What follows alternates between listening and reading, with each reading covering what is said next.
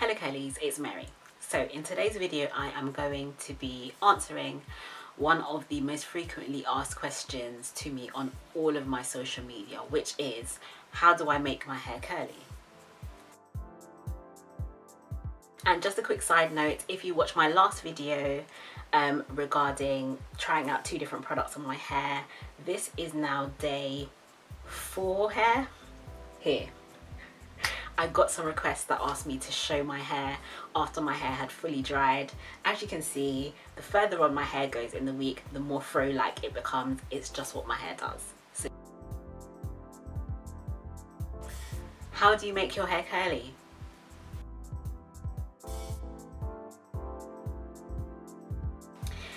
So I am going to break some hearts with my answer to this question, but I'm going to be 100% honest. The simple answer is you can't.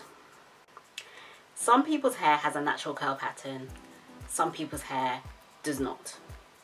It's just a fact of life. There is no product that is going to make your hair curly.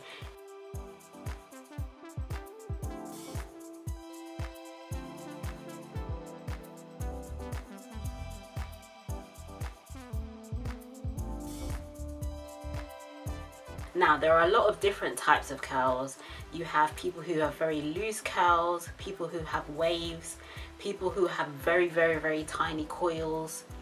There are people who have a variety of different types of curl pattern. However, there is no product that can create curls from nothing. The only thing that a product can do is define the curl that you already have. It can enhance the curl that you already have. It can add moisture to your hair, which means that your hair becomes more defined because it's receiving what it needs, but it cannot create curls from nothing.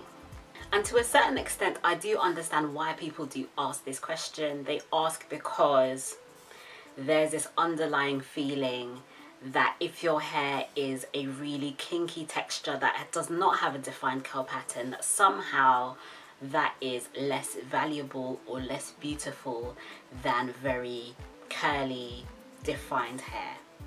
Now, I have more recently on my channel begun to do videos about defining my curls, just because I find it fun and I do like how my hair looks with defined curls. However, I do want to make it clear, when my hair is more frizzy or just looks more like an afro, I do not think that my hair is less beautiful than when it has defined curls. And I'm making a point of this because I feel like sometimes when people decide to transition, they decide to go natural, they see a lot of YouTube tutorials with people who have very defined curls, and somehow, because they don't know what their natural curl pattern is, they decide to cut their hair, and then when their natural curl texture pattern comes out, they are disappointed. And they're disappointed because their hair, they thought that their hair was going to come out with curls or coils, and it hasn't.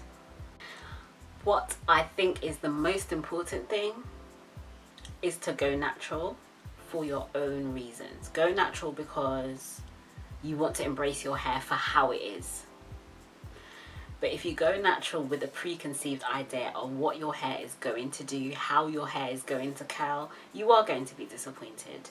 And I just wanted to put this out there because I get so many questions asking me, how do I get my hair like yours? Your hair will never be like mine, because my hair is my hair. Your hair is your hair. In the same way, my hair is never going to be like yours. We can have similarities in the way that our hair behaves, but each person's hair on their head is individual. So now that I've said all of that, I will give some tips on how I have learnt over time to define my own natural curls. So starting off with number 1, I would say it helps if your hair is clean. What you need to have is hair that is not bogged down with really heavy products that are going to make your hair really limp, because if you have products that make your hair limp, then clearly your natural curls are not going to form. Now for me personally, I use sulfate-free shampoos to cleanse my hair because they leave my hair softer than sulfate shampoos. However, that's not to say that sulfate shampoo doesn't work for any person that has natural hair. For some people it works really, really well. So use what works for you. Use what makes your hair clean but also leaves your hair moisturized. That leads me on to number 2, which is probably one of my most important tips, is deep conditioning. For my personal hair type, if I did not deep condition my hair, my curls definitely would not be as enhanced or as defined. My hair needs to be as moisturized as it can be for the natural curls to flourish, basically. Number 3, I layer my products.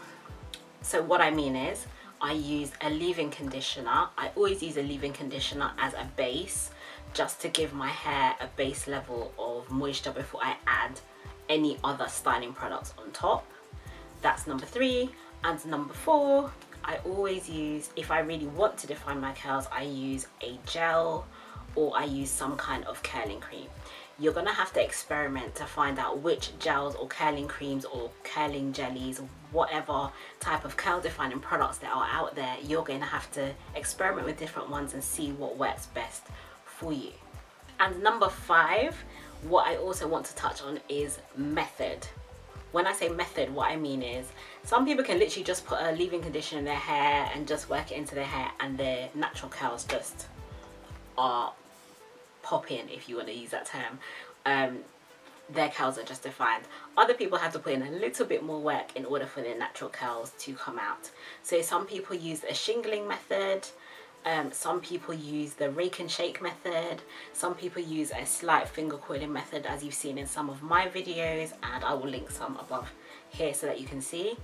I've used multiple methods to define my curls depending on what product I've been using in my hair. Some products are easier to just shingle through your hair, other products are better for, let's say, finger coiling. It just all depends.